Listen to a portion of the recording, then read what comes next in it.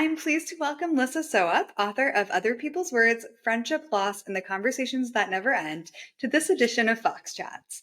To kick us off, Lissa, what's your elevator pitch for Other People's Words? So, Other People's Words is the story of two very close friends of mine who died around the same time, about 10 years ago. And it's also a story about friendship itself as a great love that doesn't always get recognized in the same way as the other intimacies that define our lives. So in the book, I describe how I loved these friends and lost them and then found them again and again through language. And there's a philosopher of language, his name is Mikhail Bakhtin, from whom I learned to sort of experience language in this way and listen for the ways that other people's words will fill our own voices. And so, alongside the present day relationships that I write about in the book, I also share Bakhtin's story too.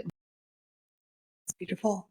And you write a lot about how language helps us keep our loved ones in our lives over time. Can you talk to us a little bit about how that concept comes to life? Sometimes I think about it almost like music. If you think about if you ever listen to like an album of covers and Yeah. you know the original song and then you're hearing a new artist interpret that song. And so when you listen to it, you hear kind of the vibration of those two voices and what they mean to you and what they connect to in your own life and the histories that they're attached to.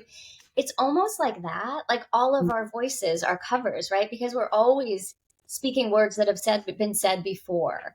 And so that image is sometimes helpful to me in thinking about how we can notice the layers, the double voicing that happens within our words. So in terms of how that kind of plays out over time, I think it comes into relief, especially in periods of loss, because there is a missing voice.